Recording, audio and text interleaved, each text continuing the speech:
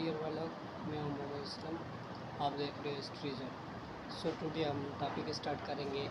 आज का हमारा टॉपिक है सो डियर, हम अपना लेक्चर स्टार्ट करते हैं। आज का हमारा टॉपिक है खिलाफत मूवमेंट्स, और इसमें सबसे पहले हम इंट्रो करेंगे। इंट्रो में ये सोचेंगे कि what was the reason of this movements और what was the aim of this movements. के मूवमेंट्स के मकासद क्या थे, एम क्या थे और रीज़न क्या थे, सबब क्या थे।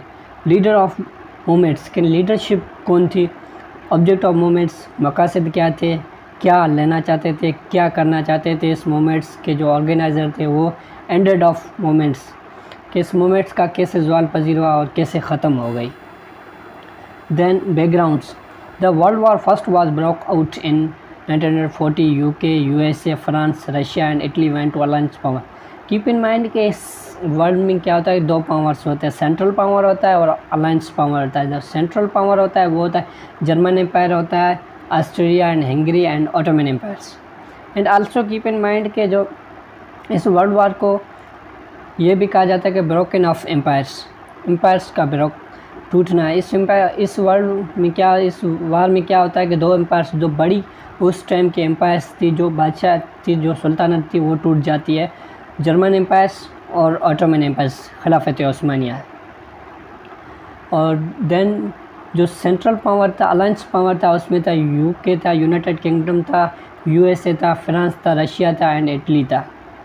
एंड दीज डेज तुर्की was the centre of the Muslim worlds के इस टाइम क्या होता है कि तुर्की जो मुसलमानों का मरकज़ था, क्योंकि जो इस टाइम तुर्की क्या था कि जो मिडल ईस्ट, आज की जो मक्का मदीना है, जो सऊदी अरब, ये पूरा, और ईरान, इराक़, और इसमें आधा ईरान पे, और जो यहाँ पे मिडल ईस्ट के कंट्रीज़ थे, इसमें क्या होता, तुर्की का रहा था। ये सारा इलाका ऑटोमन एम्पायर का था, और कुछ इलाका तो वो नॉर्थ अफ्रीका का था और ईस्टर्न यूरोप का। ये सारा इलाका ऑटोमन एम्पायर में आ जाता था, ये खिलाफत उस्मानियन में आता था।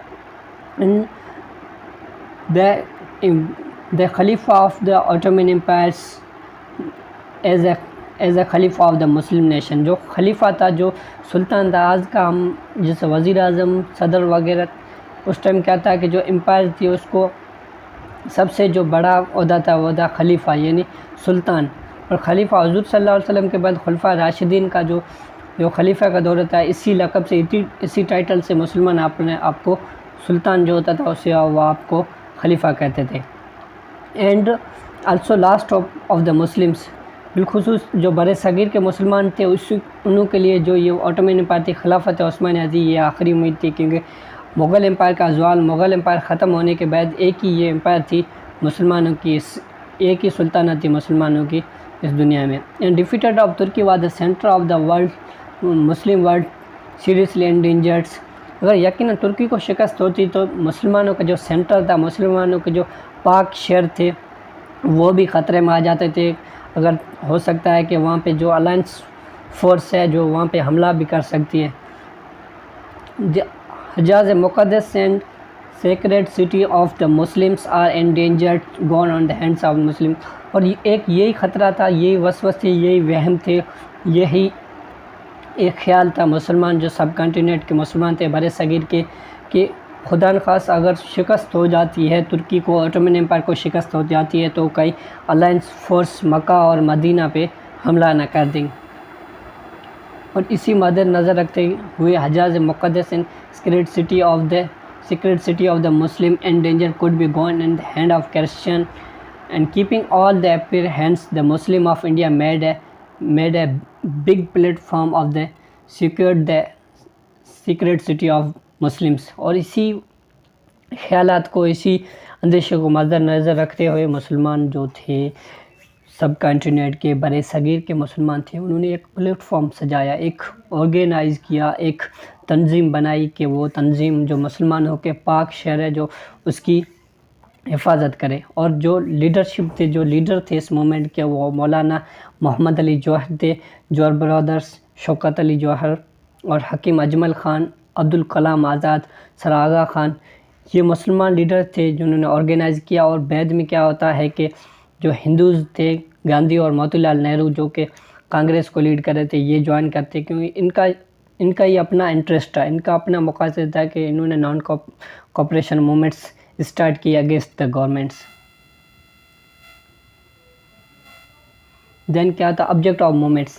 اس مومنٹ کے مقاصد کیا تھے, کیا ریزن تھا, یہ ان سے انہوں نے اپنا ایک پرپوزل دیا کہ ہمارے یہ مقاصد ہے, اور کچھ جو رہنما تھے مسلم لیگ کے اور جو وہاں پہ بڑے صغیر کے مسلمان تھے ان کو سینڈ کیا انگلینڈ اور یورپین کنٹریز کے ہمارے کچھ سینٹیمنٹس ہے اس کو بھی مد نظر رکھیں, کیونکہ جو اوٹومن امپائر کا بریک ہونا, جو ترکی ہے وہ ایک ملک نہیں ہے بلکہ جو ہماری ساری مسلمانوں کی فیلنگ ہے, جو سینٹیمنٹس ہے وہ ہمارے جو پاک شہر ہے وہی اسی امپائر میں آتے ہیں.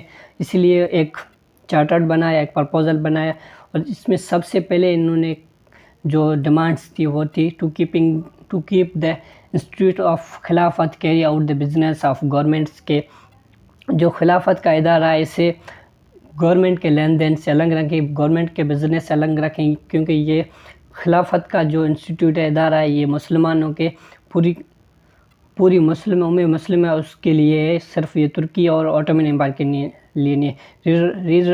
ریسٹوریشن آف ترکی گراس and on shape before the war, کہ جو ترکی کی گراس ہے, جو ترکی کی ویلیوز ہے, جو ترکی کی وقار ہے, اس کو اسی حساب سے ریسٹور کیا جائے جو ورلڈ وار سے پہلے تھا. یعنی جو ترکی کی باؤنڈریز ہے, جو ترکی کی سرحد ہے, اس میں کوئی چینجز یا ہیرا پھیری نہیں آنی چاہیے. دین کیا ہوتا ہے thirds, the non Muslim force should not allowed to enter into sacred city of the Muslims, کہ جو مسلمانوں کے پاک شہر ہے اس میں جو غیر مسلم فوج ہے اس کو الاؤ نہیں ہونا چاہیے, کیونکہ خون ریزنگ ہے وہ مکہ اور مدینہ منع تھی, کہ مسلمانوں کو یہ خطرہ تھا کہ اگر کہیں خون ریزی نہ ہو جائے. اسکنیٹ آف دا حجاز مقدس آف مسلمس, کے مسلمانوں سے حجاز مقدس جو ہے پاک شہر ہے, جو جن کے رسپانسبلٹیز ہے وہ مسلمانوں کے ہاتھ میں رکھنے دی جائے. Thank you for watching my YouTube channels, share and subscribe.